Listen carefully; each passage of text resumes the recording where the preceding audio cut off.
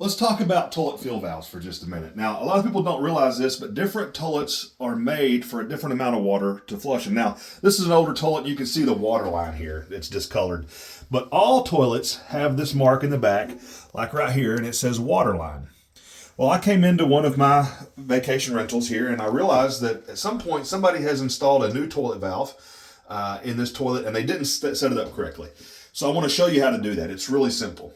Now, there's a couple of things I noticed. Number one, this tube here, this tube is made to put water into the bowl.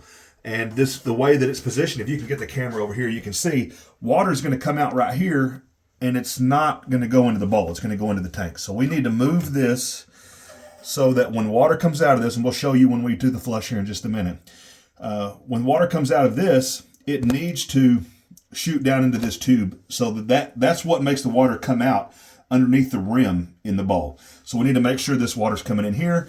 And then on this particular one, this is an adjustment for how much water is going to come out there. And I can show you that adjustment live here in just a minute. Now, you'll notice there's another adjustment that you can see right here.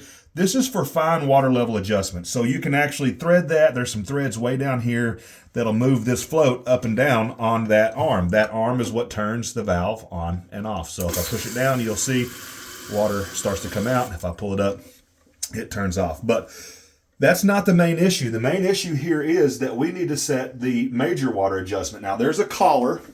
There's a collar down on the bottom of that tube, on the bottom of the tube that's this fill valve. And I need to pull that collar up, and I'm going to keep my hand on top of the fill valve so it doesn't come off. And I'm going to pull that collar up, and I'm going to let the top of the fill valve come up until that float is pretty close to the center of that float. You can see where the water level is now. Let me disturb the water so you can see. We want to see that the center of that float is approximately in line with this water fill line. So back up just a minute here, and I'm going to reach under there, and I'm going to lift up on that collar. I'm going to hold the float up while I do this because I don't want the water coming on yet. And I'm going to lift up on this, and then I can pull up on the fill valve.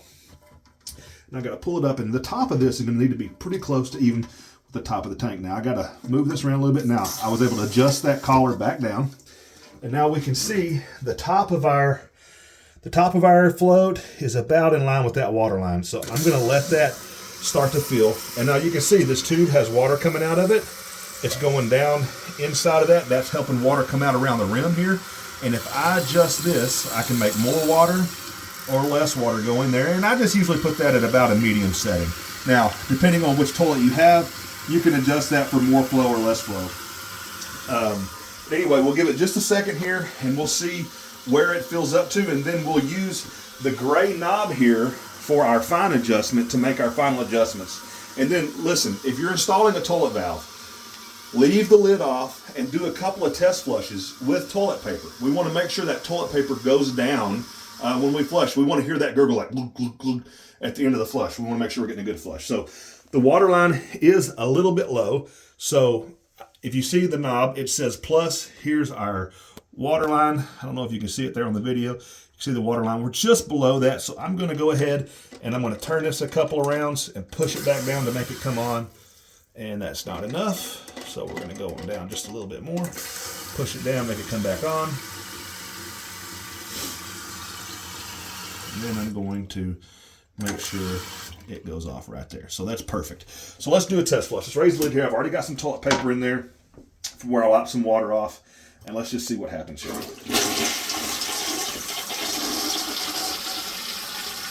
can see the water coming out around the rim. You can see that we got a good flush there. Toilet paper went down. And with this older toilet, we got the glug that we're looking for. So that's a good flush. That's how you know you got a good flush.